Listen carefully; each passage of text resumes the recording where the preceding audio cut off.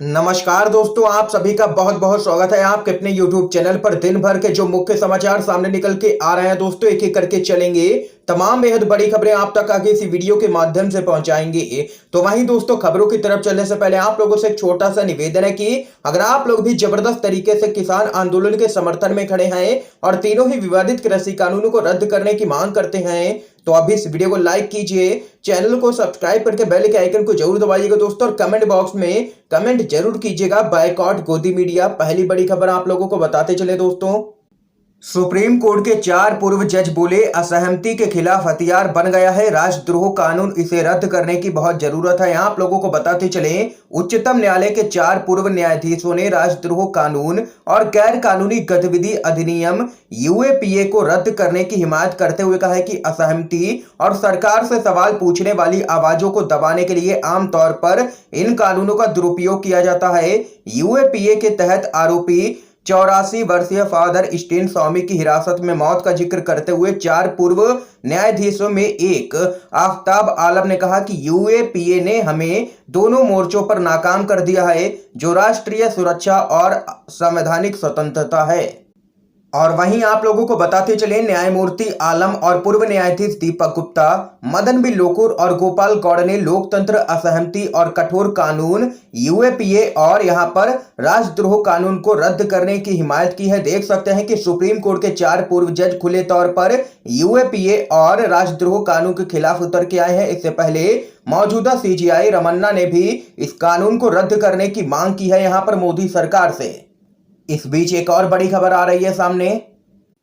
आम आदमी पार्टी के सांसद संजय सिंह ने मायावती को बताया है बीजेपी की टीम बी, बोले दोनों एक ही पार्टियां हैं। आप लोगों को बताते चले, आम आदमी पार्टी के राज्यसभा सांसद संजय सिंह ने मायावती को लेकर के एक बड़ा बयान दे दिया है। आप लोगों को बताते चले, बाराबंकी में बसपा सुप्रीमो मायावती पर संजय सिंह ने कहा है कि 2022 के उत्तर प्रदेश के विधानसभा चुनाव में मायावती का चुनाव चिन्ह हाथी की सूंड में कमल का फूल होने जा रहा है। संजय सिंह ने आगे कहा है कि भाजपा और बसपा दोनों ही पार्टियां एक हैं, इसलिए हमें किसी भी भ्रम में नहीं रहना चाहिए। उन्होंने कहा है कि मायावती पूरी तरह से भारतीय जनता पार्टी की बी टीम की तरह काम कर रही हैं, इसलिए उन्हें कभी भी भाजपा का विरोध करते हुए नहीं देखा जाता है। और यहां पर संजय सिंह ने मायावती को बताया है बीजेपी की बी टीम। आप लोग सहमत हैं संजय सिंह की इस बात से या नहीं? अपनी राय जरूर बता सकते हैं कमेंट बॉक्स में। एक और बड़ी खबर की तरफ चलते हैं। कृषि प्रधान देश होता तो किसानों को मवाली कहने वाली मंत्री जेल में होती, ये तो अंबानी अडानी प्रधान देश है। पप्पू यादव का जोरदार हमला, देश के किसान संगठनों और मोदी सरकार के बीच कृषि कानूनों को लेकर के तनातनी पूरे जोरों शोरों से चल रही है। बीते 3 दिनों से किसानों ने जंतर मंतर पर विरोध प्रदर्शन भी शुरू कर दिया है। किसान संगठनों के द्वारा जंतर मंतर पर किसान संसद शुरू की गई है। किसान संगठनों के द्वारा जंतर मंतर पर शुरू की गई किसान संसद का भाजपा नेताओं के द्वारा विरोध भी किया जा रहा है। कुछ भाजपा के नेता किसानों के बारे में अजीबोगरीब बयानबाजी लगातार करते हुए नजर आए हैं। इसी कड़ी में भाजपा नेता और विदेश राज्य मंत्री मीनाक्षी लेखी ने किसानों को मवाली करार दिया है और कहा है कि यहाँ लोग किसान नहीं बल्कि गुंडे हैं, जिसके बाद यहाँ पर संसद में भी हंगामा देखने को मिला था।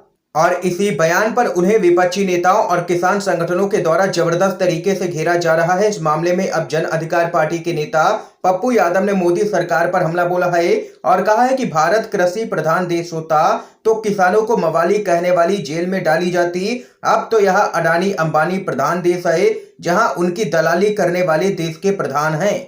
ये यहाँ पर पप्पू यादव ने मीनाक्षी लेखी को ले लिया है निशाने पर। एक और बड़ी खबर जान लेते हैं। कृषि कानूनों को रद्द करवाने के मोर्चे पर राकेश टिकैत का बड़ा ऐलान, कहा कल और 9 अगस्त को चलेगी महिला संसद, 200 महिलाएं चलाएंगी किसान संसद को। राकेश टिकैत का बयान आप लोगों को बताते चले, कृषि कानूनों के खिलाफ जारी आंदोलन के बीच भारतीय किसान यूनियन के राष्ट्रीय प्रवक्ता नेता राकेश टिकैत ने कहा है कि कल और 9 अगस्त को महिला संसद चलेगी। जंतर मंतर पर 200 महिलाएं कल किसान संसद को चलाएंगी। ये यहाँ पर राकेश टिकैत ने ऐलान किया है। एक और बड़ी खबर आप लोगों को बताते चलें। आईटी की छापेमारी के खिलाफ बोले हैं संजय राउत, सारे पत्रकार एकजुट हो, कल किसी का भी नंबर आ सकता है। देश के दो प्रतिष्ठित मीडिया ग्रुप दैनिक भास्कर और भारत समाचार पर आयकर विभाग के द्वारा छापेमारी की गई है। ये दोनों ही मीडिया ग्रुप भाजपा की गलत नीतियों की पोल खोलने में आगे रहते हैं। दैनिक भास्कर और भारत समाचार पर आयकर विभाग के द्वारा की गई कार्रवाई की विपक्षी नेताओं के द्वारा जमकर के निंदा भी की जा रही है और संसद में मोदी सरकार को घेरा जा रहा है। और अब इसी मामले में शिवसेना के राज्यसभा सांसद संजय राउत ने मोदी सरकार पर हमला बोला है। उन्होंने मीडिया से बातचीत में कहा है कि भारत समाचार और इनके जैसे मीडिया ग्रुप जो किसी के अंधभक्त बनकर के काम नहीं करते हैं, मैं उनको पहचानता हूं, जो हमेशा न्याय सच का तराजू लेकर के पत्रकारिता करते हैं। मैं खुद एक संपादक हूं, आप लोगों को आगे बताते चलें। संजय राउत ने आगे कहा है कि देश की मीडिया को सरकार के खिलाफ एकजुट होना जरूरी हो गया है। सभी पत्रकारों को मिलकर के मोदी सरकार के खिलाफ आवाज उठानी चाहिए, नहीं तो कल किसी का भी नंबर आ सकता है। ये यहां पर कहना है संजय राउत का। एक और बड़ी खबर आप लोगों को बताते चलें। योगी आदित्यनाथ को ओपी राजभर की खुली धमकी, बोले 6 इंच खाली पाप का घड़ा, 2022 के बाद कुर्क करवाऊंगा संपत्ति। आप लोगों को बताते चले सोहेल देव भारतीय समाज पार्टी के अध्यक्ष ओम प्रकाश राजभर ने यूपी के सीएम योगी आदित्यनाथ को खुलेआम धमकी दी है कि जल्द ही बीजेपी के पाप का घड़ा भरने वाला है और उसे वह खुद फोड़ेंगे। राजभर ने सीएम योगी की संपत्ति कुर्क कराने की बात भी यहां पर कही है। आप लोगों को बताते चले वाराणसी में महंगाई के खिलाफ प्रदर्शन के दौरान उन्होंने कहा है कि जनता महंगाई से परेशान है। एलपीजी से लेकर के पेट्रोल और सरसों के तेल में आई बढ़ोतरी को लेकर के सरकार को घेरते हुए राजभर ने कहा है कि जब तक अटल बिहारी वाजपेयी थे तब तक यह भारतीय जनता पार्टी थी, अब यह जुमलों वाली पार्टी है, भारतीय झूठ पार्टी हो गई है। सीएम योगी का घेराव करते हुए सुभाषपा के प्रमुख ने आगे कहा है कि योगी आदित्यनाथ ने एक ट्वीट करके 1,61,00,000 लोगों को रोजगार देने की बात कही है। पता नहीं सीएम ने यह नौकरियां कहां पर दी हैं, क्या मंदिर में दी है या समुद्र में पानी पीटने के लिए दी है। उन्होंने कहा है कि दुनिया में दो ही लोग झूठे हैं, एक देश के प्रधानमंत्री नरेंद्र मोदी और दूसरे यूपी के मुखिया योगी आदित्यनाथ। उन्होंने कहा है कि बीजेपी के पाप का घड़ा तेजी से भर रहा है, 2 महीने में यह भर जाएगा तो इसको यहीं बनारस से फोड़ूंगा। ये यहाँ पर ओपी राजभर भड़के हैं योगी आदित्यनाथ पर। एक और बड़ी खबर आप लोगों को बताते चलें। झारखंड से बड़ी खबर है दोस्तों, हेमंत सरकार को अस्थिर करने की हो रही थी साजिश, 3 लोग किए गए हैं गिरफ्तार। विधायकों के साथ की गई थी हवाई यात्रा। आप लोगों को बताते चले हेमंत सरकार को अस्थिर करने की बड़ी साजिश रची जा रही थी। पुलिस ने स्पेशल ब्रांच के इनपुट पर रांची के एक होटल में रेड कर इस सिलसिले में 3 लोगों को यहां पर गिरफ्तार किया है।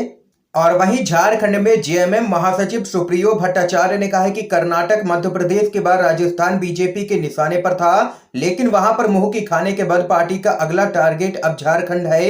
हेमंत सरकार को गिराने की साजिश की जा रही है बीजेपी के द्वारा। तो यहाँ पर दोस्तों देख सकते हैं कि बीजेपी की तरफ से झारखंड की हेमंत सोरेन सरकार को गिराने की साजिश रची जा रही थी, जिसका भांडाफोड़ यहाँ पर झारखंड पुलिस ने कर दिया है। एक और बड़ी खबर आप लोगों को बताते चलें। पेगासस मामले पर बोले हैं कांग्रेस के प्रवक्ता, कहा काश पुलवामा के पहले दुश्मनों की जासूसी करते तो जवान शहीद ना होते।